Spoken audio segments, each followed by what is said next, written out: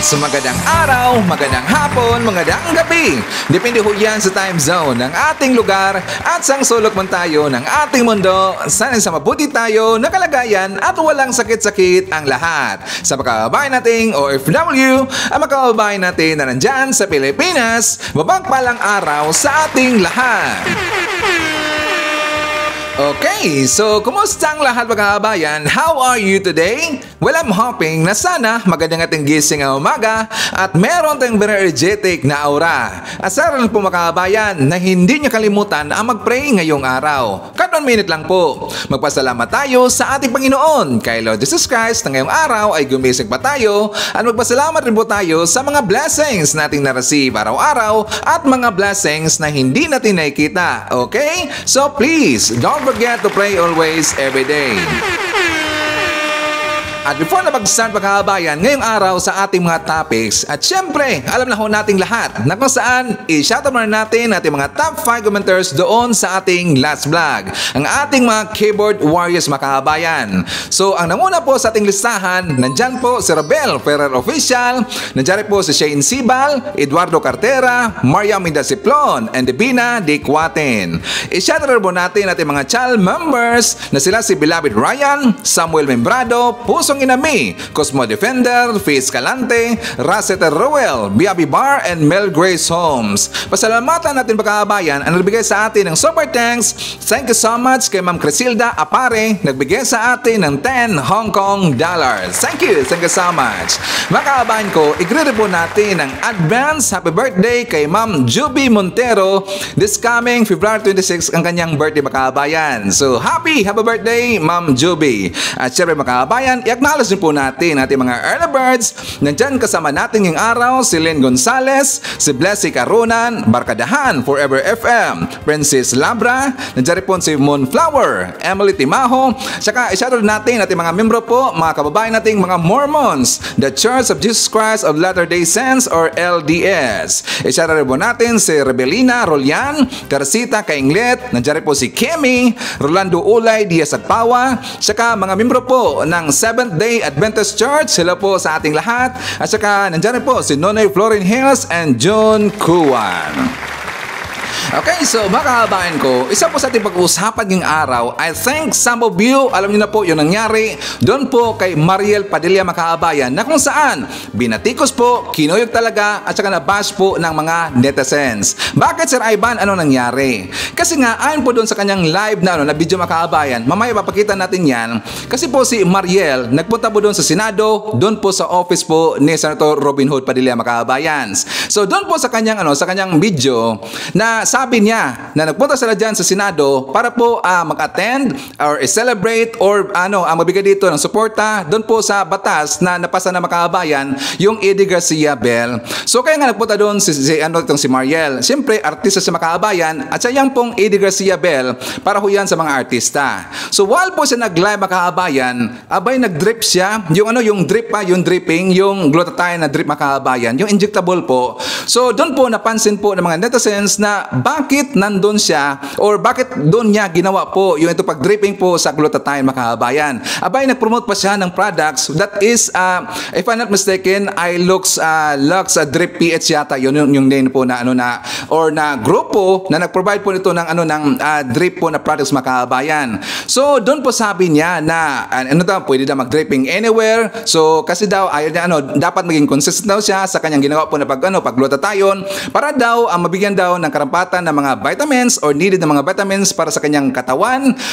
Siyempre, nag-promote mo siya makabayan. Pero hindi ho yan nagustuhan po ng mga netizens. So ngayon, ang nangyari, meron pong nakita nito ng mga attorney or attorney makabayan. So ang gusto nito ng attorney, yan po ay paimbestigahan po dyan sa Senado kung sino daw yung nag-administer o sino po dito yung nag-approve na gagawa po dito ng glutathione drip si Mariel Padilla doon po sa office ni Senator Robin Hood Padilla. At saka nadamay rin po si Robin Hood mga kababayan. Mamaya pag-usapan natin yan.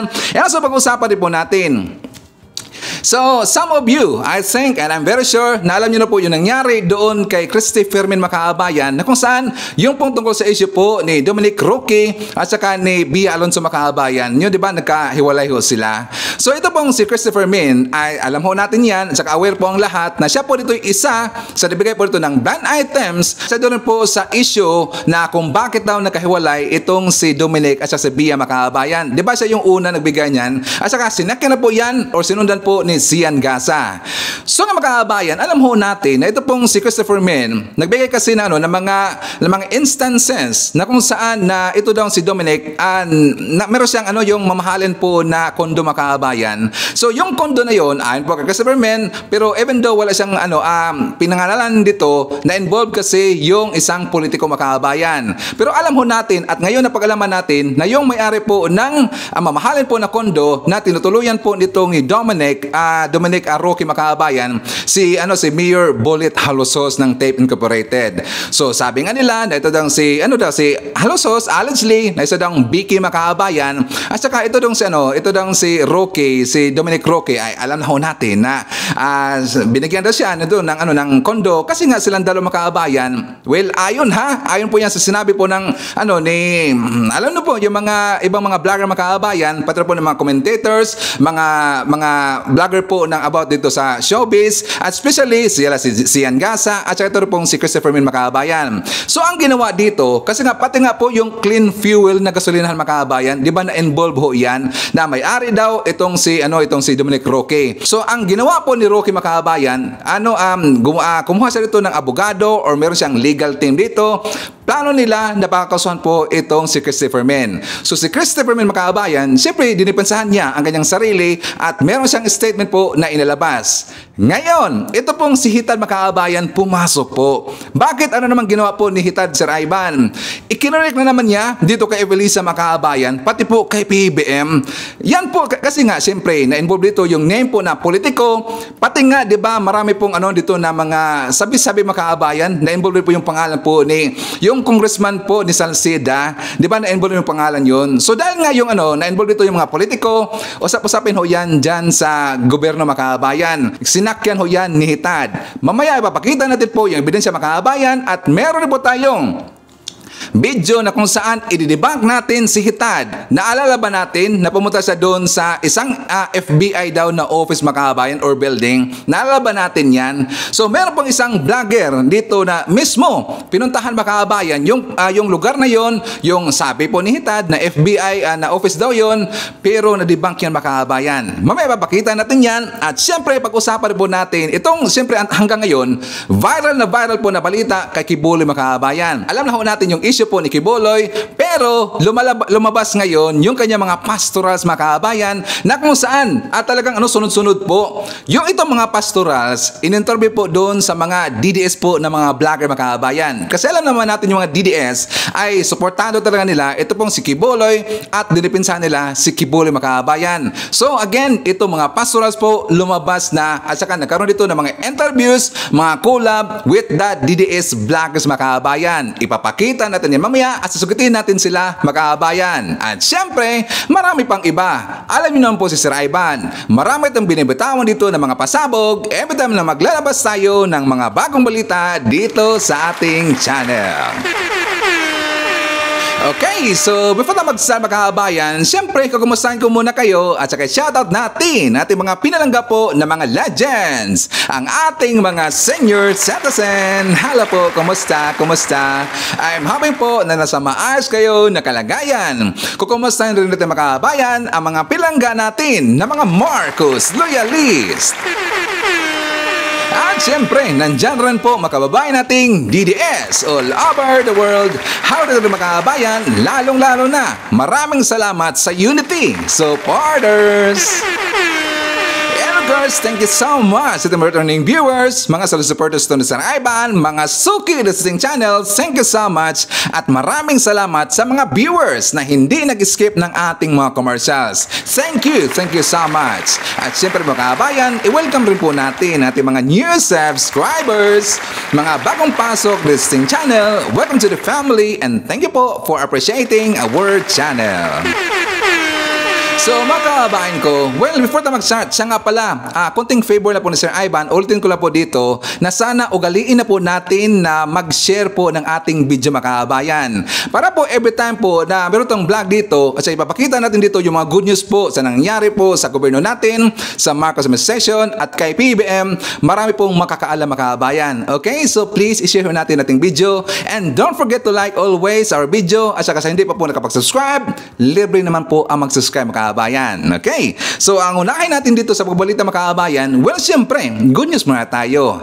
Kasi nga, di ba, like kung sinasabi dito, at alam po yan ng lahat mga kababayan, na si PBBM nakafocus po sa ating mga magsasaka sa agriculture po. So, dito ipapakita natin kung ilan na ba yung mga irrigation po na center na nilagay po dyan sa mga sakahan sa agriculture mga kababayan para alam ho lahat, or para alam po ng mga kababayan natin na hindi po mga well-informed na meron pong ginagawa po na mga projects or mga ating gobyerno para po dito sa ating mga magsasaka mga kababayan. Okay? So for more details, let's watch this. Patuloy ang mga ginagawang hakbang ng pamahalaan para tulungan ang sektor ng agrikultura katulad ng pagsasaayos sa irigasyon ng mga sakahan bilang pangontra sa epekto ng El Nino at pagtugon sa problema ng agricultural smuggling. Yan ang ulat ni Clazel Pardilla. Nakatindig at patuloy ang paglago ng palayang ito sa Kalinga sa kabila ng init ng panahon. Nakumpleto na kasi ng National Irrigation Administration o NIA ang 21 solar irrigation projects sa probinsya ng Kalinga, Abra at Apayao. Alinsunod sa utos ni Pangulong Ferdinand R. Marcos Jr. na tulungan ang mga magsasaka sa masamang epekto ng El Nino. Gamit ang solar energy o sikat ng araw na patutubigan ang 253 hectares ng sakahan sa mga naturang lugar at nabebenepisyohan ang 365 na mga magsasaka. Namahagi ng 61 water pump ang NIA sa Pangasinan. Tinanggap ito ng 37 Irrigators Association. Layo ng NIA na ihanda ang mga magsasaka sa Pangasinan sa negatibong epekto ng El Nino. Isa ang Pangasinan sa mga major producer ng bigas sa Ilocos Region. Nagsagawa ng desilting operation o pag-aalis ng lupa ang NIA sa kanal ng Palicor River Irrigation System sa Nasugbu, Batangas. Target ng aktibidad na tiyakin na maayos ang daloy ng tubig sa mga sakahan ngayong umiiral ang El Nino at iwasan ang pag-apaw ng tubig sakaling may bagyo. Gumawa na ng Technical Working Group ang Department of Agriculture para tulungan ang Kongreso na amyendahan ang Anti-Agricultural Smuggling Law. Layo nitong gawing economic sabotage o pananabotaya sa ekonomiya ang malakihang pagpasok ng illegal na imported agricultural products. Matatandang inilagay as certified as urgent ni Pangulong Marcos Jr. ang batas na isinasama bilang economic sabotage ang pagmamanipula sa presyo at supply ng mga agricultural na produkto. Target din itong gawing mas mabigat ang parusa sa lalabag sa naturang batas. Yan, maganda yung mga kababayan. So at least alam na ho nating lahat na yung pong about po dito sa mga smuggling at talagang seryoso po dyan si PB mga kababayan. Kasi alam ho natin that is economic sabotage yan at yan talaga yung nagbibigay po ng problema sa Pilipinas. Kaya nga nagmahalan po yung mga presyo natin na mga bilihin, agricultural products po dyan sa Pilipinas dahil po yan sa mga smuggler mga kababayan. So dapat lang po napataon po dito ng mabigat po na parusa, dapat habang buhay po yang makuloy mga kababayan. Kasi yan lang po talaga ang tanging solusyon dito na nakikita po ng gobyerno natin kasi marami pong mga smugglers. Okay, so for the mga kababayan, well, dito muna tayo po sa issue tungkol po kay Dominic Roque at sa yung hiwalayan po ni Dominic at ni Bia mga kababayan. Sa ulitin ko lang po, kasi nga si Dominic talagang seryoso dito na makakasuhan po itong si Christopher Min. Kasi nga sa kanya mga inilabas po dito ng mga informations, mga statement na siya kasi dito or inunahan kasi siya makaabayan na ito daw yung dahilan bakit nakahiwalay itong si Bea at saka si Roque makaabayan. At pati po doon sa issue po na ng kondo, yung mamahaling kondo na ito po yung pagmamayari po ni Mayor Bullet Halosos. So for more details, let's watch this. Heto po mga kapatid, hawak ko po ngayon ang opisyal na pahayag na pinalabas kahapon ni Dominic Roque sa pamamagitan po ng kanyang mga abogado. Ayon po sa pinadala nilang pahayag, ay kinukondena nila ang mga malisyoso at mapanirang puri na salitang ipinukol ko kay Dominic Roque. Nandito po ang mga reklamo na iisa-isahin po natin mamaya. Hindi lamang po kayo ang nagtataka, mga kapatid. Ako rin po, takantaka. Dahil ito pong issue ng paghihiwalay ni Bea Alonzo at ni Dominic Roque na nauwi na nga po sa hindi pagkakatuloy ng kanilang kasal, ay tinalakay po ng halos lahat ng mga media people. Hindi lamang po sa pahayagan, ang buong social media, kami po dito sa Christopher Minute at sa SNN. Lahat po kami ay tumalakay dito, sumalat sa issue. Nagtataka rin po ako kung bakit ang sinentrohan lamang ni Dominic Roque at ng kanyang mga abogado ay ang inyong lingkod. Yan po ang iisa-isahin natin ngayon.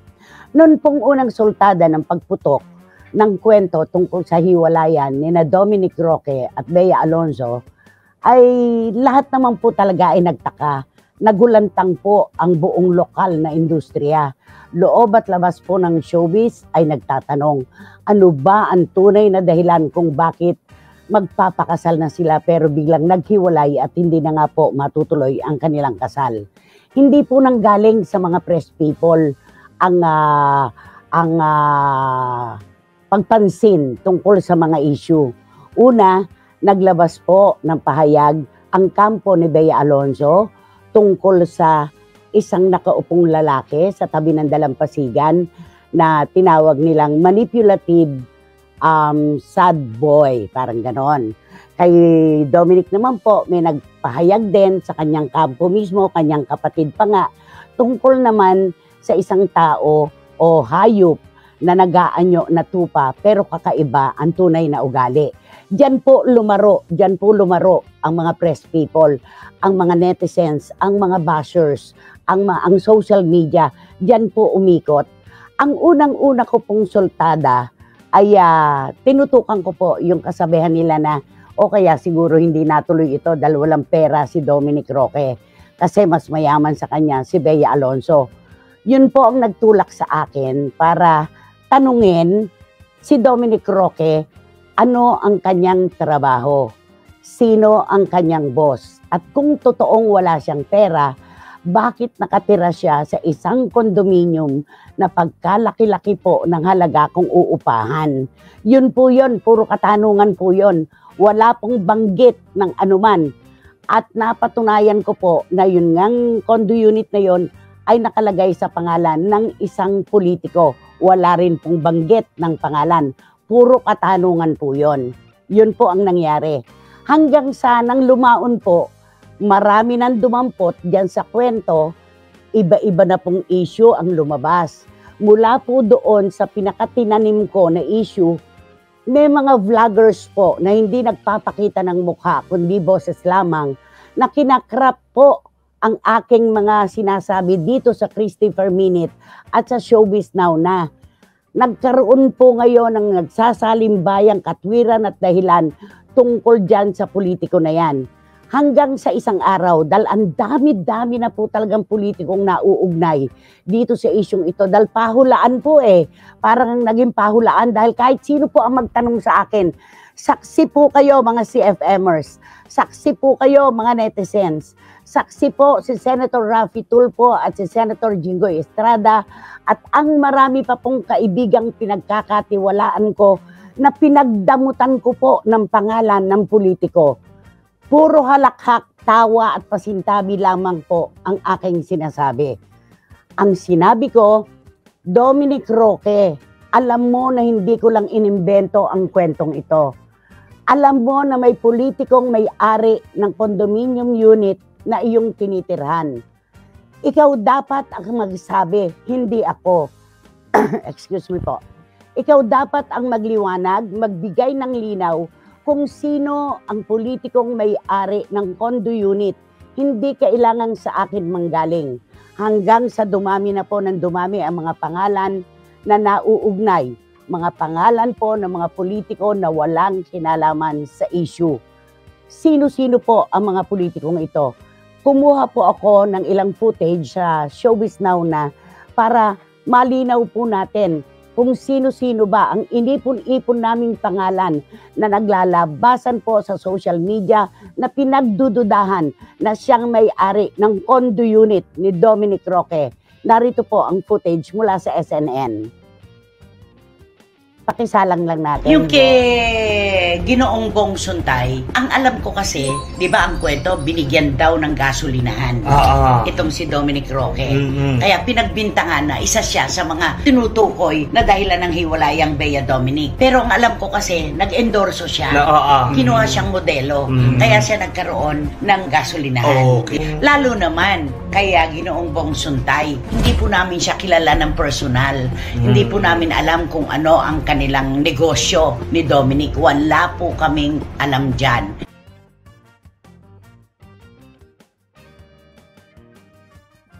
Bakit po namin ipinalabas ang footage na ito? Yan po yung episode kung saan nadamay na po si Senador Bongo, si Ginoong Harry Roque, si dating kongresista Bong Suntay, si Congressman Sandro Marcos, at si Congressman Joey Salceda. Napakalinaw po. Minsan ko lang pong binanggit ang pangalan ni Ginoong Bong Suntay. Paglilinaw pa po. Ang totoo, may isa nga po siyang inaanak sa kasal na tumawag pa sa amin ni Romel Chica at nagsabi, salamat inilabas nyo sa issue ang pinagdududahan na si Mr. Bong Suntay. Ninong ko siya sa kasal. Napakalinaw po. Wala po kaming sinabi na benefactor ni Dominic Roque. Itong si Ginoong Bong Suntay, hindi po namin sinabi na nagkaroon siya ng gasolinahan dahil sa espesyal na pagtrato. Dito po sa mga binanggit na pangalan na pinagbibintangan at pinagdududahan na may-ari ng condo unit ni Dominic Roque, narinig niyo po ba? May naramdaman po ba kayong binanggit namin na pangalang Mayor Bullet Halosos? Ito po ay patutunayan ko. Mula nang salatin ko po ang issue ng breakup ni Bea Alonzo at ni Dominic Roque, ni isang banggit po ng pangalan nitong si Mayor Bullet Halosos ay hindi ko binitiwan.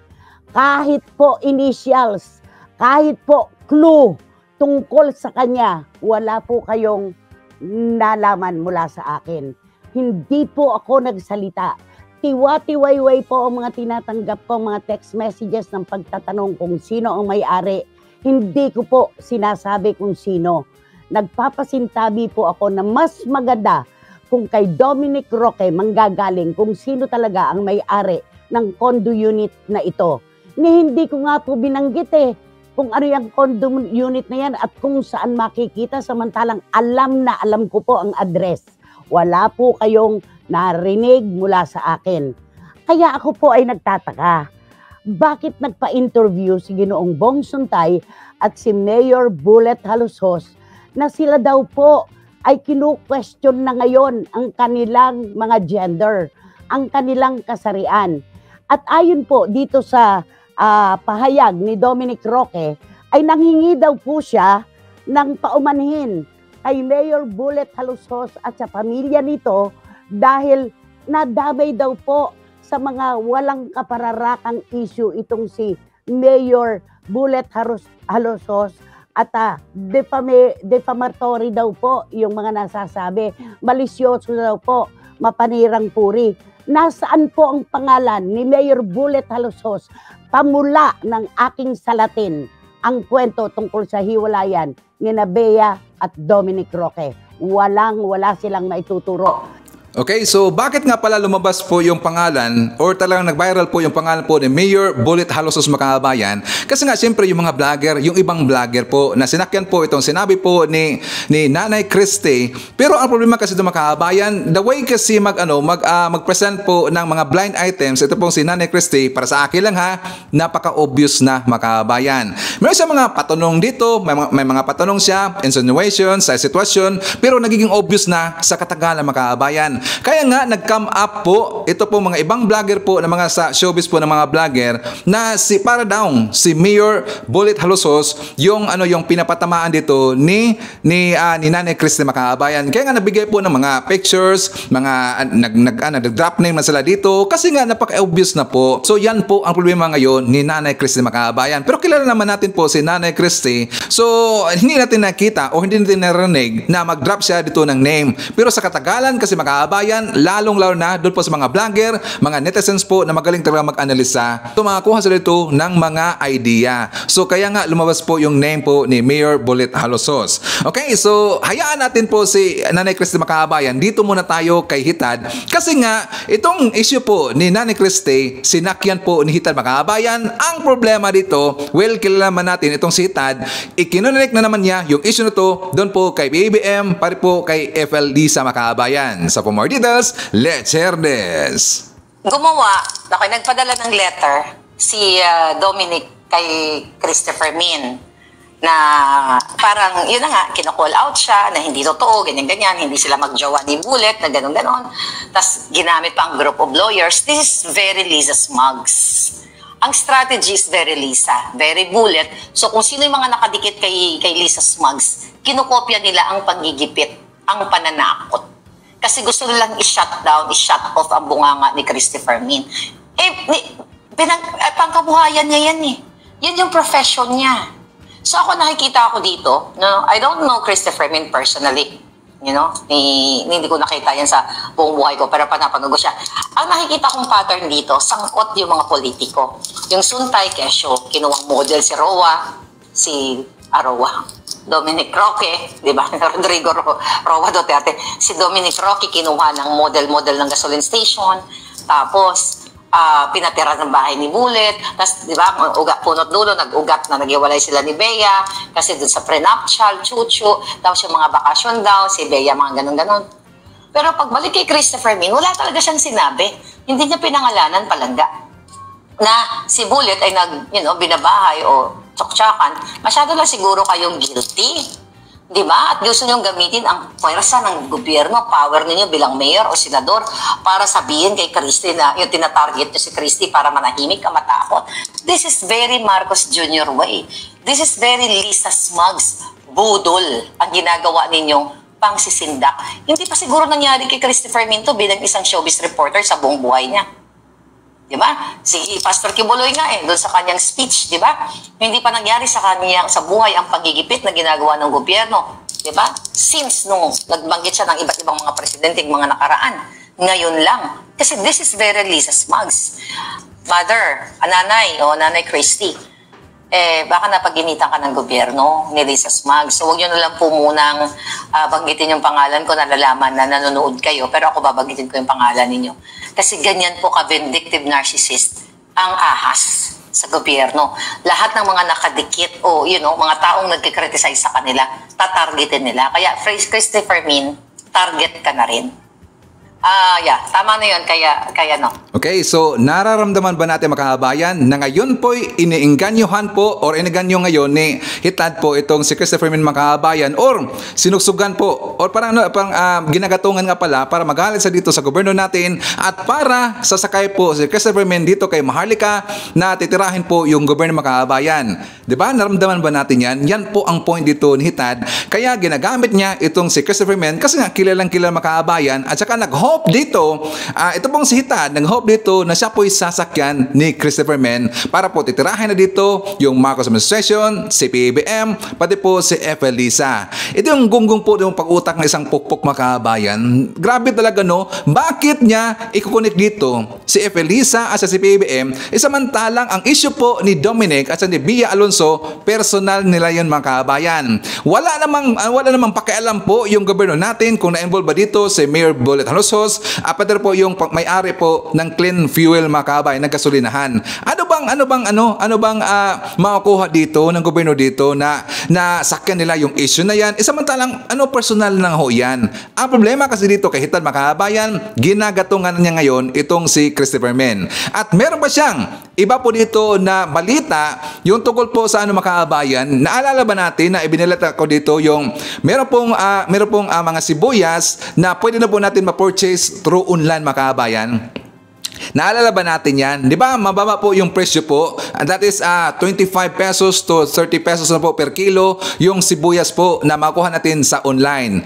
Ngayon, yan po yung sinisiraan ngayon ni Hitan Makabayan. Bakit Sir Ivan? Kasi ayon po doon, di ba meron po ng pahayag po, I think DTI yata yun or agricultural ba yun, na yan daw, yung nabibili daw nila online na mga sibuyas, yan daw galing ay smuggled Makabayan. Pero ipinakita ko dito yung balita, meron pong in-interview po na isang tendera na nag-online makaabayan kung saan po nila nakuha po yung mga yung product nila o yung kanilang supply para po ibenta nila through online makaabayan. 'Di ba sinabi po ng yung tendera seller na galing po directly sa mga farmers makaabayan? Klaro po 'yon, klaro po sinabi po 'yon nung tendera na 'yon, direct sila kumukuha po doon sa mga farmers. Kaya nga mababa po yung presyo ng ng presyo ng sibuyas kasi nga hindi na po dumaan doon po sa mga middleman o yun po sa ibang mga makabayan, mga ibang negosyante. Ngayon sisiraan yan Hitad. Bakit? Kasi nga ayaw nila na marinig po ng kababayan natin, mga mamayang Pilipino, na posible pala na bababa po yung presyo ng mga sibuyas kapag wala pong middleman makabayan. Kasi gusto nila na yung presyo po ng sibuyas ngayon, gusto nila mahal pa rin makabayan. Para meron sila itong ibabato po sa gobyerno natin, ibabato po kay BBM na sisiraan nila yung ating gobyerno na mataas pa rin po yung presyo ng sibuyas diyan sa Pilipinas. Kung paano yan sisiraan po ni Hitad, let's hear this. Cristeo, ito, next na balita natin na mainit. Smugs na sibuyas, ibinibenta naman ng mura sa online. Okay, balitang samot-sari. Talamak ang bentahan sa online ng mga smuggled na sibuyas na mas mababa kaysa sa mga lokal na produkto. Sino na naman ang nasa likod nito? Si Lisa na naman, tsaka si Michael Ma. Sila naman talaga ang promotor ng smuggler sa Pilipinas. Kawawa na naman ang agrikultura, ang mga farmers. Ngayon, problema na naman sa sibuyas. So, gobyerno na naman ni Lisa Smugs ang kasabwat dyan sa namamayagpag na smuggling onion. Hindi yan makakapasok sa mga port natin, hindi makakapasok din sa Bureau of Customs kung walang basbas nila Bakiran. Okay? Walang basbas nila Rubio, walang basbas ni Michael Ma, walang basbas ni Lisa, walang basbas ni Martin Areta. BS kayong lahat. Okay? Ayon kay Lee, ang itinitindang 25 pesos kada kilong sibuyas online ay isa sa mga dahilan. 25 pesos na lang. Imagine from 800, 25 pesos na lang. Bagsak presyo. Okay, itinitindang 25 kilo ng sibuyas online ay isa sa mga dahilan kung bakit bumagsak ang farm gate price ng local na sibuyas. Si Lisa agin yan. Okay, so alam nyo ba yung word po na BS kayong lahat makabayan? As in, alam mo natin yan, kapag BS po na binabanggit po na isang mga walang kwenta, mga gonggong po ng mga vlogger makabayan, yan po ay Bull SHIT. Bull SHIT. Kasi kapag sasipin ko yung makabayan, medyo red flag kasi. Alam na po natin kapag BS ka, alam rin po natin yung PI ka, di ba? So yan po binanggit po ni Hitan Makabayan. Nagulat siya, 25 pesos na lang per kilo yung sibuyas online kasi nga hindi po dumaan ng middleman Makabayan. Pero siyempre, meron pong mga mamabatas ngayon, nandyan po sa gobyerno natin, like po sa agriculture, sa DTI, medyo sinisiraan lang niya Makabayan. Bakit? Kasi kapag ganun kasi, true online na po yung mabibili, hindi kasi nagbibigay po or hindi kasi nagbabayad po ng tax yung seller na yung Makabayan. So yan po ay isang disadvantage rin po. Pero dito at least nakita natin po sa sitwasyon na bumawa po yung presyo ng sibuyas dahil nga ulitin ko po natin wala na po kasing middleman Makabayan, direct po lang nakuha po sa farmers. Or para sa akin ang basa ko doon sa nag-online selling Makabayan ng sibuyas, I think lang siya po ay isang farmer Makabayan. Correct me if I'm wrong. Diba? Bakit ganun po kababa po yung presyo ng sibuyas? Okay, so dahil po nag-ingay itong si Hitan Makabayan, well, i-debunk natin, babalik na rin natin Makabayan. Bakit, Sir Ivan? Meron muna ako ipapakita sa inyo. Di ba yung vlog po ni Hitan Makabayan na nagpunta daw siya doon sa FBI sa Santa Monica, Los Angeles ba yun? Yung address na yon. Di ba nagyabang pa nga marami daw siya makakilala doon sa FBI. Ang kanyang uncle doon po nagtrabaho Makabayan sa FBI. Nagpunta daw siya doon kasi nga nagsulat na siya ng diary na kung sino po yung mga blocker daw na mga nainira sa kanya, pakakasuhan daw Makabayan. So yan po ang pananakot niya. Di ba? Nandun sa FBI. Pero si Mark Ramos, mga kababayan, I think kilala po natin si Mark Ramos. Si Mark Ramos, pinuntahan niya po mismo yung pinuntahan po ni Hitan, mga kababayan, na sabi niya FBI office daw yon. Pero yan po ay nadibang po ni Mark Ramos, mga kababayan, na hindi pala FBI yon, kundi isang federal building lang po, mga kababayan. Hindi po FBI. Siya nga pala, kay Mark Ramos, pahiram mo na ng video, ha? Brother, pahiram mo na ng video. Huwag mo na copyright.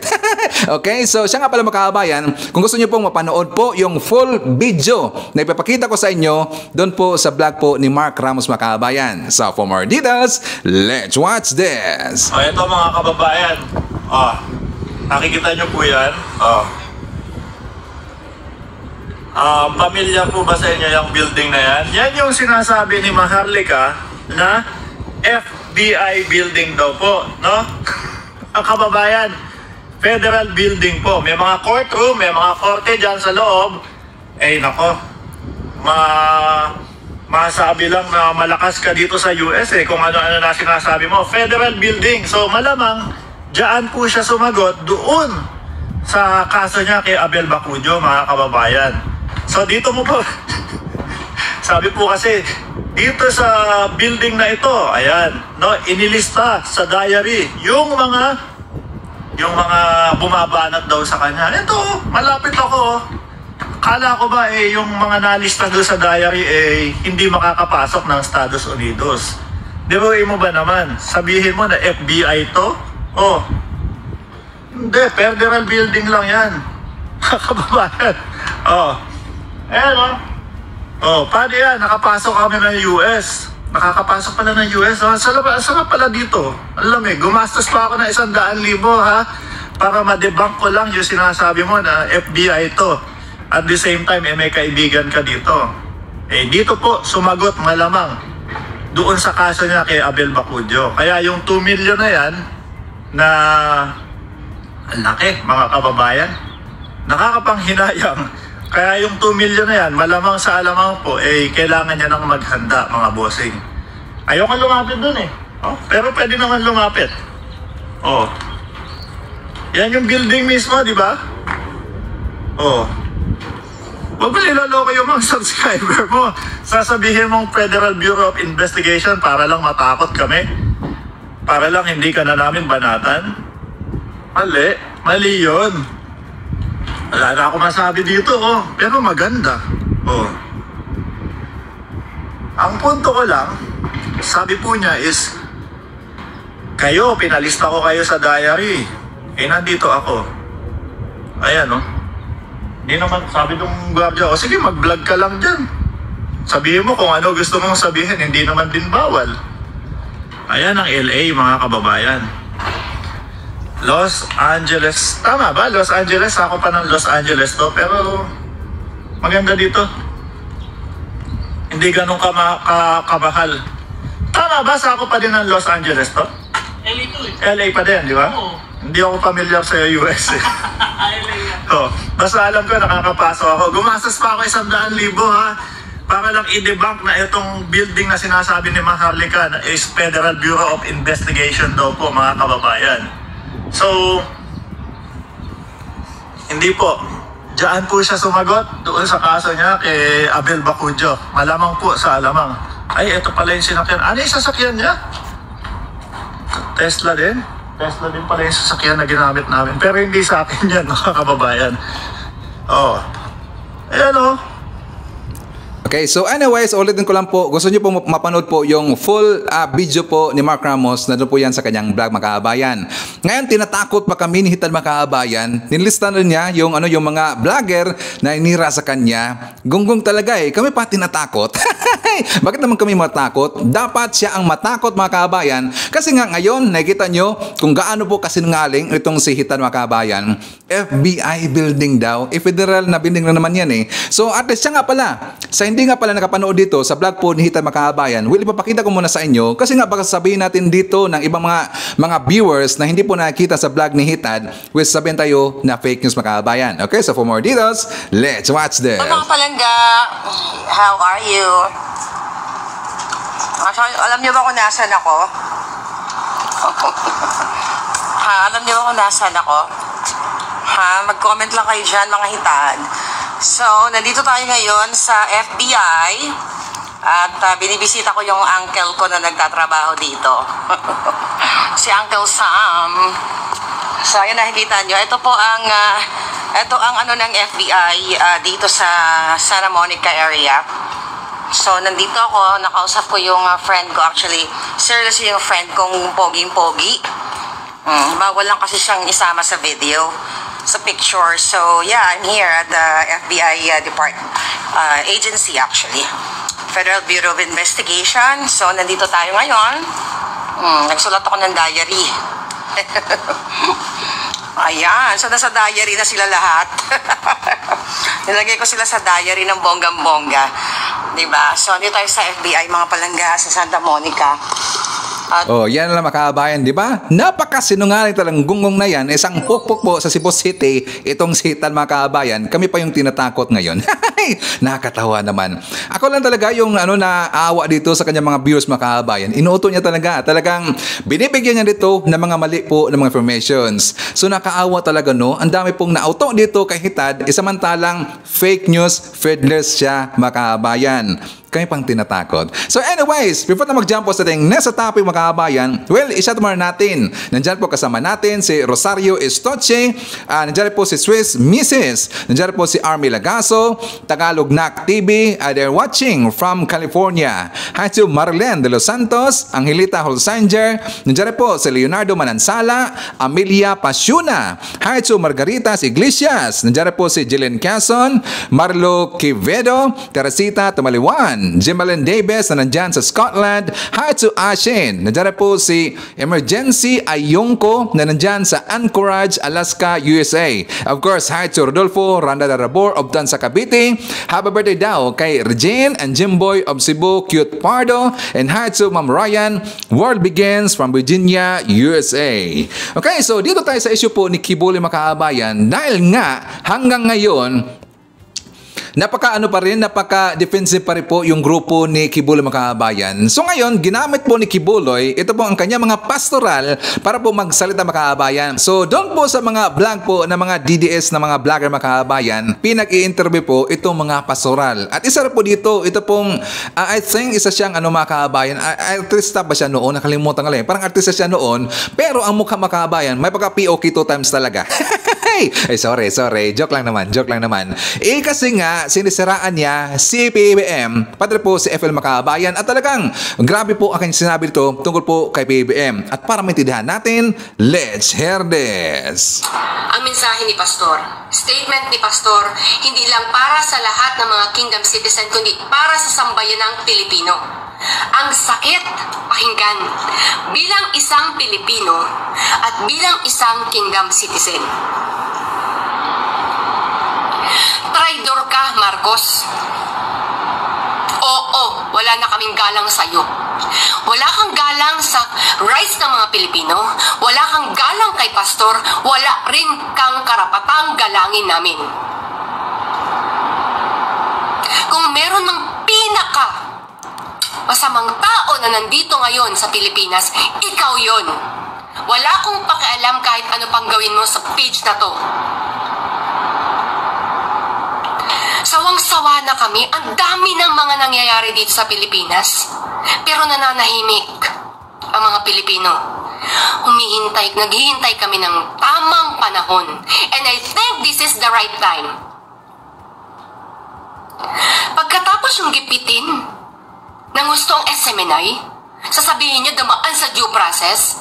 Ngayon, gigipitan niyo yung pastor namin kung ano-ano mga false witnesses na mga yawang mga witnesses nandiyan sa inyo sa Senado, lalo na itong hontivirus na to na pinakikinggan ang walang kwentang mga witnesses na dala-dala niya. Pareho niyang walang kredibilidad. Gusto niyo mo idaan sa due process? Hindi niyo nga dinaan sa due process kami? Ang SMNI, ang Kingdom of Jesus Christ, si pastor, niya gusto niyo idaan sa due process? Ang lahat ng mga accusations sa inyo ngayon?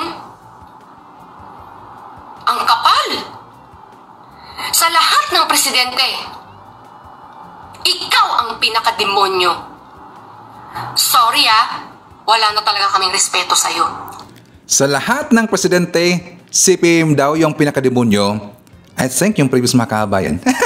Pumapatay ba ng tao si PBBM para sabihin ng demonyo mga kabayan? Si PBBM, ang Pangulo natin, nirespeto niya yung rule of law mga kabayan. Siyempre, hinayaan po niya yung korte sa sino ba ito nag-imbestiga po sa mga issue, mga kabulusgang ginagawa po ni Quiboloy at saka mga ginagawa po na problema or mga problema nga pala ng SMNI. Siyempre, hinayaan na ho yan ni PBBM. Kasi nga si PBBM naniniwala po sa rule of law mga kabayan. So, para sa akin, no, ang dapat gagawin dito ng mga pastoral po ni Quiboloy, dapat i-advise nila ito si Quiboloy na dapat harapin niya ang kanyang kaso kung ano man yung ikinaso sa kanya makabayan.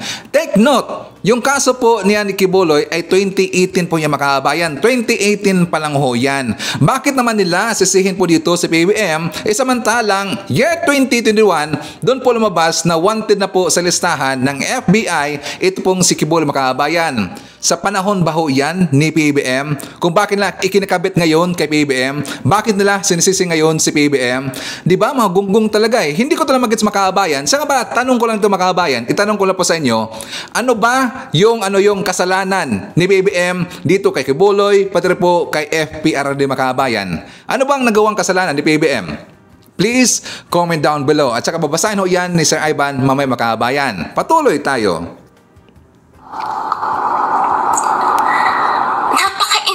Ni Pastor?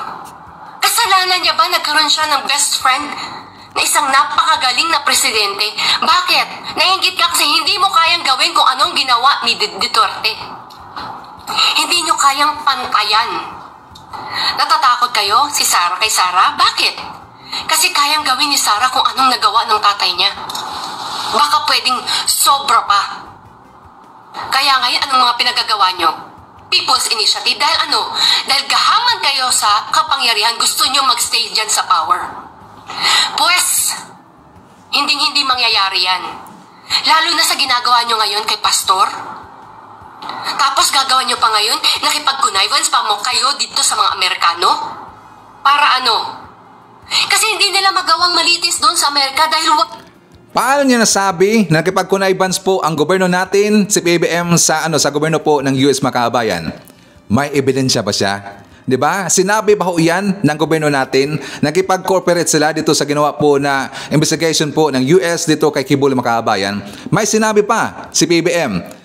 Bakit niya nasabi yan? Pwede siya makasuhan niya makabayan. Pero alam mo natin na hindi po yung gagawin po ni PBBM kasi napakabait po ang ating Pangulo. So dito po itong mga tauhan po, mga alipores po ni Quiboloy makabayan, nag-take advantage kasi sila. Kasi nga gusto nilang mabalik po sa pwesto po siyempre yung mga Duterte. Kasi nga powerful po ito si Quiboloy kapag Duterte po yung nakaupo makabayan. So ngayon, wala na siyang power kasi nga hindi naman pumabor po si PBBM ang ating gobyerno dito kay Quiboloy, kaya ipinairal po dito yung batas natin dyan sa Pilipinas at hinayaan po ni BBM na gumulong po yung rule of law at saka nirespeto po ni BBM yung rule of law makabayan. So yan po ang nangyari. Bakit nga pa sila nag-iyakan ngayon? Mamaya isasabihin natin yan.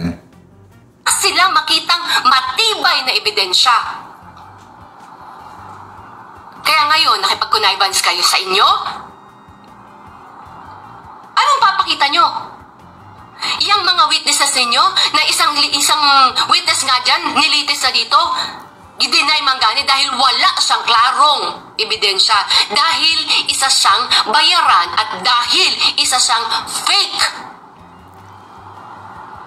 Tapos inanaan niyo si Pastor. Napaka-inosente ni Pastor. Wala siyang ibang gusto kundi ang kabutihan ng tao. Pero ginanyan niyo siya.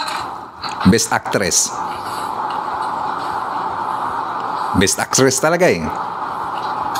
Kaya kaming dito sa kingdom. Pastor, sabihin mo lang. Saan, kailan?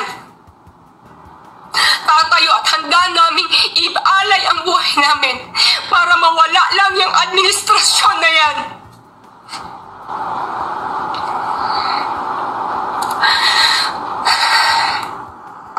Gagawin daw lang lahat para daw mawala yung administrasyon na yan kay BBM. Kaya ba nila yung 31 million lahat mga kabayan? Di ba? Ilan na naman po yung membro po ni Quiboloy? Umabot pa ng mga 3 million or 2 million and 3 million siguro, hindi natin alam. Pero mas marami po yung mga loyalista, mga Marcos supporter, marami po yung 31 million makaabayan. Tapos dito siya, nang-engganyo siya na, kasi nga may sasabihin siya dito makaabayan, mang-engganyo siya sa sa mga nakinig niya ngayon na daw parang gagawa dito ng people power makaabayan. Parang siya dito, nang-engganyo siya dito na mag-revolusyon daw o rebellion. Yan kasi ang kanyang panawagan ngayon makaabayan. Patuloy natin. Mga kapwa ako Pilipino, tama na. Tama na ang kademonyohan ng administrasyon na to. Kung nagawa nila yan kay Pastor, na ma-impluwensya, makapangyarihan, kaya nilang gawin yan sa mas ordinaryo pang tao. Alam ko na yung linyahan na makaabayan. Linyahan ho yan na mga may kaso o ng mga kriminal. Diba? Napaka-famous yan na mga sentences na lagi pong ginagamit po ng mga taong may kaso at meron pong mga witnesses or ebidensya makaabayan. Yan pong ginagamit. Bakit nga pala siya umiiyak ngayon makaabayan? Kasi nga kapag magproblema dito yung KOJC, paano nila ang kanila mga benefits makaabayan? Di ba? Sino lang po ang magbigay dito ng suporta sa kanila makaabayan. Kaya po ganun sila, o kaya nga nagaganon sila ngayon makaabayan. Kaya todo sila. Suporta dito, todo sila depensa dito kay Quiboloy. Kasi paano na lang po yung, alam na ho natin yan. Di ba? Nakatawa talaga eh. At saka dito po, update din makaabayan. Last Thursday nga pala, afternoon, natanggap na po yung subpoena na ipinadala po ng Kamara, pati po ng Senado makaabayan. So ayon dito ng balita, sa pina ng Senado, natanggap na ng kampo ni Quiboloy. Ayon dito sa balita, inanunsyo ng tanggapan ni Senator Risa Hontiveros na natanggap ng kampo ng KJC or Kingdom of Jesus Christ founder Apollo Quiboloy ang sabpina na inisyo ng Senado upang obligahin ito na dumalo sa pandinig sa March 5 makaabayan. So ayon po dito sa balita na yung Sergeant of Arms daw ng Senado, yun po ang nagdala ng sabpina doon po sa kay attorney or legal team po ni Quiboloy makaabayan. So yan po ay natanggap na ngayon ng grupo ni Quiboloy. So let's see, hintayin natin na dadalo dito si Quiboloy makaabayan sa March 5. Pero kasi kapag hindi siya dadalo makaabayan sa March 5, well, mapilitan talaga dito na maglabas po ng warrant itong Senado or pati po yung Kamara na ipadadampot na itong si Quiboloy makaabayan. So hintayin naman natin yan. So anyways, for the makaabayan, ipapakita ko sa inyo yung vlog po ni Mike Abby kasi nga pinulbos na naman niya dito itong si Quiboloy makaabayan at sabi pa dito ni Mike Abby na hindi po ganoon kadami ang naniniwala dito kay Quiboloy makaabayan. So for more details, let's watch this. Banta po ni Apollo Quiboloy. Imo-monitor or babantayan pa rin po ng ating PNP kung ano po talaga ang kanyang mga plano. Yan po ay para tiyakin na walang magiging problema dyan sa Davao kung saan taga doon si Quiboloy na nagsabing dapat daw ay magbago na ang gobyerno at siya na daw ang mamumuno. Wow, malalim na hugot yan. Siya na daw ang maghahawak, siya na daw ang maglilider sa bayan. Ewan ko kung paanong paraan gagawin yan. So kahit paano, kahit salita lang yan, siyempre trabaho ng pulis na i-monitor at alamin kung ano yan. Yan ba'y totoo? Mangyayari ba o hindi? O kung ano man, o sige. At least ang PNP ay aware dyan. Ibig sabihin, aware sila at gusto nilang tingnan kung hanggang saan ba yung mga sinasabing niya ng taga Davao. Okay? So ingat na lang po mga taga Davao. Kamusta na po kayo? Alam ko majority at maraming mga taga Davao City, Davao Region ay mga matitino, mga Ginoo, sumusunod sa batas, mga professional, negosyante, estudyante, mga mamamayang Pilipinong naniniwala sa ating saligang batas at sa ating pamahalaan sa kasalukuyan. Okay. Salamat po sa inyo at sana po ay laging may katahimikan at may kapayapaan dyan sa buong Mindanao, hindi lang sa Davao Region at City. Okay? Tama lang na huwag sagutin o huwag pansinin ng Malacanang, ng Speaker of the House, itong mga sinasabi ni Apollo Quiboloy, especially sa First Family, kay Pangulong Marcos at sa First Lady Lisa Araneta Marcos na medyo below the belt na pag-akusa. Hindi naman ho trabaho at wala namang record ng mga Marcos na gumawa ng ganyan lalabag sa karapatang pantao o pagpatay na pinag-uusapan kasi hindi nila ginagawa yan. Maraming bintang pero hanggang ngayon man hindi napapatunayan. At sanay na ang mga Marcos 50 years ago hanggang ngayon na sila inaakusahan, lumalabas ang pagpapatunay pagdating ng huli, wala naman hong basihan. Kaya sila hindi na ho sumasagot yan at wala na silang panahon. At ako naniniwalang hindi nila ibababa yung level ng Malacanang, ng Pangulo bilang punong ekutibo, yan, at Chief Executive or ang tawag ito, Commander-in-Chief ng Militar at Police, yung mga akusasyong maaaring dala lang ho ng kawalan ng legal na pamamaraan at kung ano man po ang mga dahilan pa. Dahil nga po sa marami tungkol sa illegal drugs, assassination, pinagtulungan na daw ng Amerika at ng ating gobyerno under President Marcos, si Kibuloy. Sarili ninyong sinasabi na kung ano ang malalim na pinahugutan, hindi natin alam. Kasi siya mismo sinasabi kung totoo ito. O diba? Ibig sabihin, nagsalita siya, wala siyang basihan. Nagsalita siya, hindi rin siya sigurado. Kaya sinasabi, kung totoo ito, ibig sabihin yan, nanghuhula lang. Aba, si Pastor, iba ng trabaho pala ngayon, manghuhula na lang, speculation, na pananakot ang ginagawa. Ito ang comment ngayon ng maraming tao. Naku, pasintabi na po, Indo Duterte at Kibuloy, parehas. Anong parehas? Ang galaw, parehas sa mga statement na hindi magpapahuli ng buhay, galit sa gobyerno, maraming akusasyon sa gobyerno, galit sa mundo, at kung ano-ano. Ganun ba sila? Magkaibigan sila, di ba? Ako, ang isa ko napansin hanggang ngayon, kahit ng ilang araw na, wala ni isang statement ng pagpahayag ng suporta ang mga Duterte kay Kibuloy. Lalo na dun sa investigation sa Senado kaugnay sa di umano sexual harassment at physical na panakit sa kanyang mga member. Ayon sa mga testigo, walang sinasabi ang mga Duterte dyan. Kung naniniwala sila o paano tahimik sila. Doon sa prangkisa na issue sa Congress, kasi magkaiba ho yung issue yan, sa Congress, franchise law, dito naman ho sa kabila ay physical na issue pinag-uusapan. So, doon sa kabila pwede dahil kasi nawala ng programa nga dyan yung nadamay siya sa, lalo na si dating Pangulong Duterte, nawala yung kanyang program. Pero kung ganyan pong galaw, malamong maibalik yan. Dahil nga ho sa isyong may paglabag sa Republic Act 11422, yung franchise law. Prangkisa lang naman yung pinag-uusapan, ayaw pang harapin. Ito naman sa kabila ay mga akusasyon o inaakusahan siya ng kanyang mga member, dating member, na nakatakas at nakawala sa kanya, ayaw pa rin niyang harapin. So, laging sabi niya korte, hindi naman huya pwedeng diktahan ng Kongreso at Senado. Ilang ulit ko nang sinabi yan. Mayroong authority ang mga mambabatas. Kaya kahit anong gawin nyo, hindi kayo susundin. Masusunod sila. Kung hindi, contempt or arrest warrant at aarestuhin kayo. May police power. Kaya nga, nag-warning na nga si Ontiveros. Pag hindi ka dumating sa March 5, na siyang schedule ng hearing ng Committee on Women, Children's and Family Protection under Risa Ontiveros, contempt ang ipapataw sa iyo. Kasunod nun, warrant of arrest. Huhulihin ka ng PNP. So mag-uunahan nga ng Kongreso. Sino kayong una makakahuli? Ang mga pulis sa Kongreso o pulis na gagamitin ng Senado? Kasi magkasunod Halos magkasabay. Iisang layunin para umattend sa public hearing. Magkaibang iso pero yan na yung kahihinat nga. Although sinasabi ng mga ibang hindi nakakaintindi ng mga pag-uusap o ng topic, pinapalabas nilang sumakay lang daw si Ontiveros sa iso. Ibang-iba yun. Magkaibang iso yung pinag-uusapan dito. Walang kinalaman ng Senado doon sa franchise law na pinag-uusapan sa Congress. Kasi nasa Congress pa. Okay? Ito sa kabila, iba. Ewan ko, may mga ganun Mayroong gumagawa ng mga content na suntok sa buwan. Kala mo magaling, kala mo alam na sinasabi, kakahiyat, nakakatawa lang naman ang mga content. Ewan ko, sino gumagawa ng ganyan.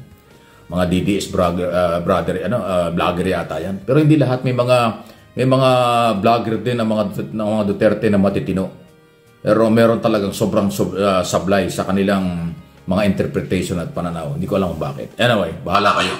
Okay, so baka lang mag-jump po dito sa balita po kay Mariel at saka kay Senator Robin Makabayan. Well, sa tamar natin, nandyan po si Ma'am Carclia, si Sete Beer, Redler, nandyan po si Trexie, Sir Louie, Ma'am Bless, Sir Didi, Sir Paul, Mami Lance, Simply Tokes, Lily, Carmen, Judy, Don Kings, Ridwan, Lentek pa for Steam, nandyan po si Aiko, si Pax, Elzar, Wenzel Paises, Lady Net, Sir Castillo, Sir Golfy, Tatay Amik, and Tatay Jackfords of Jackfords family.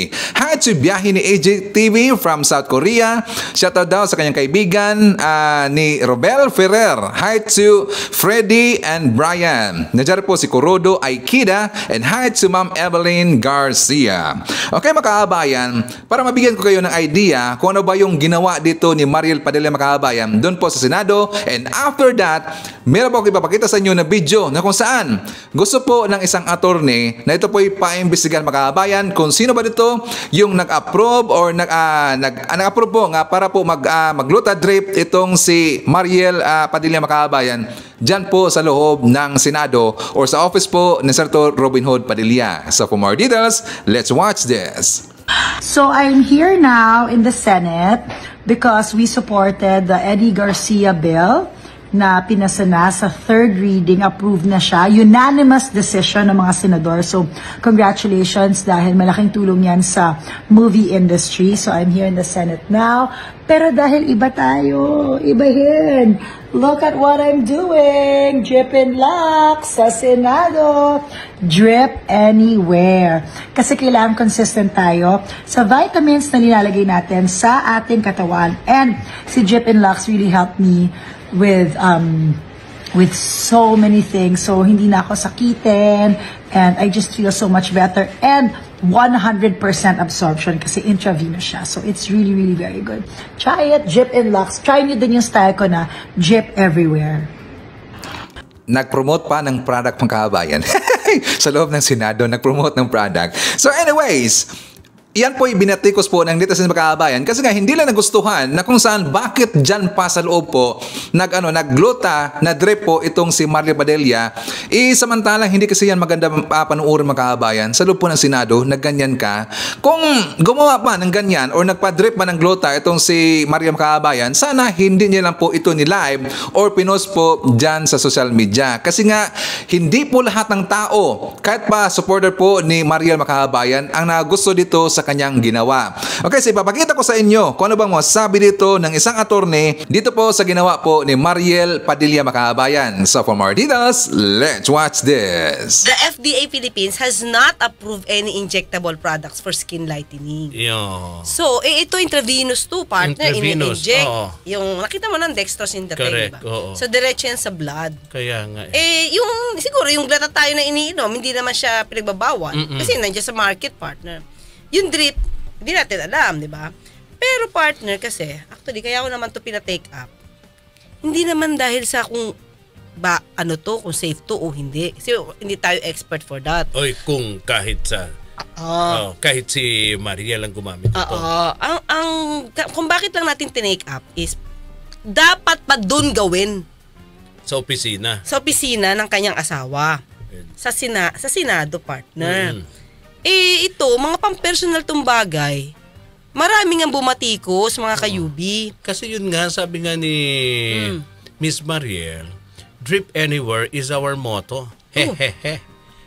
I had an appointment, but I was going to be late, so I had it done in my husband's office. Hehehe. So, pag nasa Malacanang ka at invited ka, magpapa-gluta drip ka rin. Dala-dala mo yung parang Yung dextrose, para lang hindi kumbaga regular lang yung gluta drip na session. So, drip is anywhere nga. Ganon. Drip is anywhere. Ito lang sa akin. Alam mo, ito naman si Mariel, mabuting asawa naman to. Correct. Pero kung mabuting asawa ka, tingin ko, bago ka magpakabisi sa gluta drip mo. Sa akin lang partner. Mukhang matalino naman si Mariel Tingin ko, i-encourage mo yung asawa mo to study more. Mag-aral. Diba? Kung nahihirapan si asawa mo sa English, partner, Inglesera ka Teach him. Correct.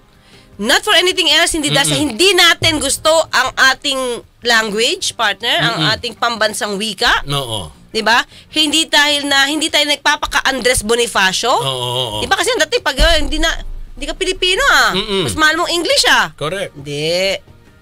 Learning 'yun. Additional learning 'yun dahil kapag naghihiring kayo diyan, puro nga halos Tagalog na partner. So, pagtandaan mo, pagka yung mga English partner, yung English na yung mga bisita, tignan mo kung sino nakaupo. Kukonte na lang. Ang sa akin lang, alam nyo, nandiyan na nga si Senator Robin Mariel. Diba? Ang pupunahin ko hindi yung glutadrip mo. Sa akin, wala akong paki kung saan mo gawin yan. Pero wag naman doon sa opisina ng asawa mo. Diba? Ang gawin mo, kung nandiyan ka sa opisina ng asawa mo, turuan mo. Paano, unang-una, siguro, yung mga rules. Diba? Paano mag-object, paano mag-make ng motion, paano yung sistema. Diba? Para pagka nagsalita asawa mo, hindi na babash. Diba? Ayaw man natin mang-bash, partner. Pero politiko yung asawa mo Anong mali niyan? Punahin yan. Correct. Diba? Kung mahal mo asawa mo, wag ka muna mag-glutatrip. Or sa opisina. Sa opisina. Wag dyan. Kung doon man siya glutadrip. Wag mo na ipagmalaki. Wag na ipakita, wag nang i-post. Diba? Pero hindi pa rin, partner, wag mo nang gawin kasi may makakakita sa inyo. Kasi pati mga doktor nga na partner. Kasi sinasabi nga nila ang DOH nangangampanya, partner, di ba? Para wag kung saan-saan lang magpag-glutadrip. Wag kung saan-saan lang. Kasi delikado nga. Dapat meron nakabantay na may isang eksperto na siya ang partner. Wala ba siyang kasama dito? Mag-isa lang kitang-kita, partner. Mag-isa lang siya siya nagdala noon? Baka naman may baka may assistant doon. Kahit na partner. In case of emergency, nandiyan ka sa Senado, hindi pa rin maganda to. Kasi kulang ang gamit doon. In case of emergency, kulang ang gamit doon sa opisina ng asawa mo. Ang sinasabi nga ng DOH, doon kayo sa mismong clinic na kilala. Partner. Hindi lang basta-basta wellness salon. Sa clinic mismo na may doktor. Ang gagawa nito eksperto, doktor, okay? Na lisensyado. Kasi maraming ang naglilipa na, partner, kahit sa online at kahit sa mga salon o kung saan-saan pwede ka nang mag-glutadrip na which is delikado. Ang sinasabi ng DOH, baka kasi may mga kaso na, partner, dahil nga rito na-discover nila na kuha niya dahil sa glutadrip. Nagpositibo sa HIV. See? Kasi kung saan-saan lang. So, yung napakadelikado nga Baka may mga makukuha ka pang ibang sakit o hindi magandang epekto sa katawan. So, yun ang kinakampanya ng DOH. Huwag kung saan-saan. Kaya may isang may isang eksperto din nag-react. Artista ka. Influencer ka. Asawa mo, mambabatas. Nga dapat sinusuportahan ang campaign ng government. And dapat kayo mismo ay magsisilbing modelo. Tapos glutadrip anywhere is the motto pa. Anywhere. Yun, partner. Yung ikinaalarwa. Bukod sa nakita niya na nandoon pa yung logo ng Senate of the Philippines sa likod. Diba? Walang respeto. Nandun pa yung Diba? Ang sabi nga niyo, alam mo, party may mga nag-comment dito. Yun daw bang glutadrip pwedeng pang patalino? Siguro kung pwedeng gamitin sa utak, okay lang gamitin. Ituturo sa utak yan. Diba? Ang sa akin lang, partner, tama ka, diba? Medyo delikado to. Delikado, tapos partner. Tapos nagpo-promote ka ng parang mali na proseso. Correct. Diba? Syempre pwede kang paniwalaan. Di lahat yan na ina-idolize ka. Pwedeng gumaya sa'yo. Although, ewan ko, si DOH hindi nag-react, baka tahimik muna si DOH. Nakita kaya niya? Baka hindi pa niya. Pero may mga doktor partner talaga, may mga eksperto na nag-react na. Kasi paano yan? Ang FDA, ang DOH, Seryoso ang kanilang ginagawang kampanya laban rito sa kung saan-saan lang nagpapaglutadrip, and yet etong Dapat, partner. Oo. Patignan ito kung sino yung nag-allow dito. Oo. Tingnan natin kung may lisensya, dapat ipaano. Oo. Ipa-Senate hearing. At habang nasa Senate hearing, Oo, diba? Glutadrip. Tapos sinong chairman nako. dito, di ba? Health ito. Sino ba sa health, di ba? Kaya sino ba ang chairman sa Committee on Health? Diba? Diyan sa Senado. Yun. Oo. So yun lang sa akin, partner. Oo. Basta ang una ko, kasi ito yung makikita ko mag-hearing. Siguro, i-correct me if I'm wrong. Oo. Pag nakikita ko kasi si Robin Padilla mag-hearing, si Senator Robin, lagi cellphone ang hawak. Lagi cellphone. Maliban lang kung may babasahin siya na parang pang-umpisa, diba, opening statement mo. Aside from that, parang di ko nakikita kung may na-research ba siya or what. Diba? Parang cellphone. Tapos, di ko lang alam, syempre, pag Tagalog na, pag English na, parang umaamin siya na nahihirapan siya. Si Senator. Oo. Diba? So, bakit hindi mo i-level up yung sarili mo para hindi ka napagtatawanan ng iba? Oo. Or, hindi kita nilalait ha, pero ikaw mismo ang nalalait sa sarili mo. Diba? Pag sinasabi mo, mambabatas ka, tapos hindi ko naintindihan, kasi gusto ko, parang dapat i-promote natin ang Filipino language. Wala naman tayong problema doon. Kami nga, Filipino dito. Pero, senador ka, yung mga ibang resource person mo dyan, Inglesero. Diba? Saka may mga words talaga, partner, na English lang talaga ang pwedeng gamitin. So, hindi mo yun pwedeng ipagkait sa kanila na mag-i-English sila, diba? Tapos hindi mo naiintindihan. So, di ba parang sarili mo, nilalait mo. Bakit? Ilang taon ka na? Ilang taon na, partner? May taon na to na senador. Dapat nagle-level up ka na. Para sa susunod, iboto ka pa rin namin kung gusto ka namin maging presidente. Galingan mo na. Correct. Di ba? Oo. Yun yung kaya Mariel, tulungan mo yung asawa mo. Wag lang glutadrip. Tulungan mo. Glutadrip is anywhere. Diba? Dapat ang pinababasa mo, nagbabasahan kayo dyan, diksyonaryo. Okay, so survey tayo makaabayan. Sa inyo, okay lang ba sa inyo ang ginawa po ni Mariel Padilla dyan sa Senado Makaabayan na nag-glutatrip po sa office ni Senator Robin Hood Padilla? Please comment down below. At syempre, yan po ating manakalap ng mga balita ngayong araw. Kung nakaabot ka po sa portion na to, sana nakapag-like na ho tayo. Libre po ang mag-share. Libre din ang mag-subscribe. Again, maraming salamat sa mga viewers na hindi nag-skip ng ating mga commercials. Thank you so much. At before natin tatapusin ating programa ngayong araw, sana sabayan nyo si Sir Ivan para sa ating live messaging prayer. Panginoon, maraming salamat po sa panibagong araw na ipinagkaloob mo sa akin. Panginoon, gabayan mo po ako ngayon. Alam mo lahat na nangyayari sa araw-araw kong buhay. Alam kong magpapakita ka sa akin ng solusyon. Alam kong tutulungan mo ako. Panginoon, gabayan mo ako sa araw na ito. Pakiusap, itama mo po ang lahat ng mali ko sa buhay. Ipakita mo po sa akin ang direksyon sa hinaharap. Kami ay nabubuhay at gumagawa sa labas sa ilalim ng iyong pangangalaga. Naway ingatan mo kami at bantayan ang aming mga pamilya. Pagpalain mo po sana ang aming bansa. Salamat po Panginoon sa paggabay mo sa araw ko. Amen. So maraming salamat mga kababayan, and I hope to see you again on my next video. BBM Sara, BBM Sara, pagkakaisa patungo sa ginhawa. BBM Sara, BBM Sara, para sa kinabukasan naming mga bata. BBM Sara, BBM Sara, walang imposible na kapag nagsama-sama. BBM